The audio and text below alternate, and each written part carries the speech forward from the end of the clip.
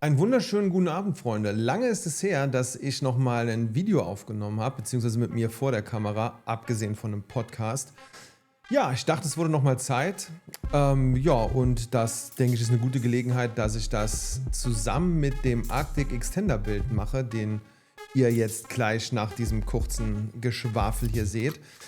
Ja, was seht ihr im heutigen Video? Eigentlich geht es nur um das Arctic Extender, wie schon gesagt. Das ist ein AMD Gaming Bild. Dann habe ich mich mal an einer Airflow Visualisierung versucht und auch noch an ein paar Benchmarks, wie immer. Ja, Freunde, von daher möchte ich euch nicht lange zuquatschen. Los geht's mit dem Bildprozess.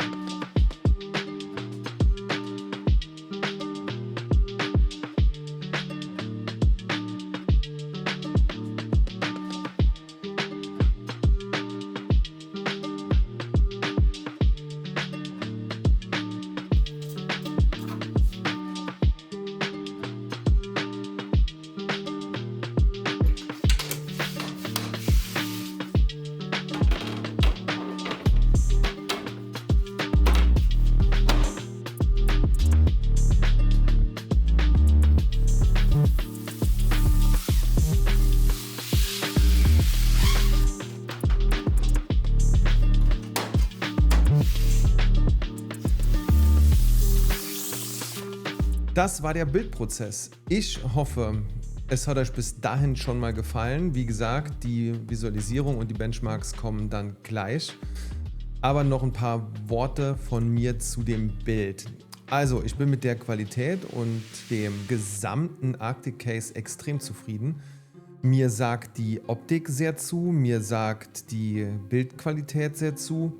Es ist wirklich ein super Case, um ehrlich zu sein. Wenn man da noch den Preispunkt sieht, den es so momentan hat, ist es wirklich ein Schnäppchen, würde ich fast sagen. Ich denke, man kann mit dem Gehäuse da nicht so viel verkehrt machen. Wenn man so auf das Design steht, ist es wirklich schon cool. Ja, ansonsten kann ich euch nur ans Herz legen, dass ihr versuchen solltet, alle Kabel direkt am Mainboard zu befestigen, bevor ihr auf die Idee kommt, die vertikale GPU-Halterung einzubauen. Ich hatte das ein paar Mal vergessen, musste dann dementsprechend die wieder ausbauen. Dann kam das nächste Kabel, was ich festgemacht habe, und wieder einbauen. Also es war ein bisschen nervig, war natürlich mein Fehler, aber im Großen und Ganzen lernt man da draus und von daher denkt einfach dran, geht die Kabel alle durch und befestigt sie direkt im ersten Durchlauf. Das wird euch viel Stress nehmen. Ansonsten mit den Fingertouchen ein bisschen aufpassen. Wie gesagt, das ist klar, ist halt Glas vorne und an der Seite. Dementsprechend da ein bisschen vorsichtig sein oder ein Reinigungstuch am Rechner liegen haben. Ansonsten, ja, wie ich schon gesagt habe, macht ihr da wirklich nicht viel falsch. Ich bin sehr begeistert und ja, würde sagen, wir gehen dann jetzt an den letzten Teil des Videos. Und ja, Freunde, ich hoffe, das Video hat euch gefallen. Wie immer, lasst ein Abo und einen Daumen nach oben da.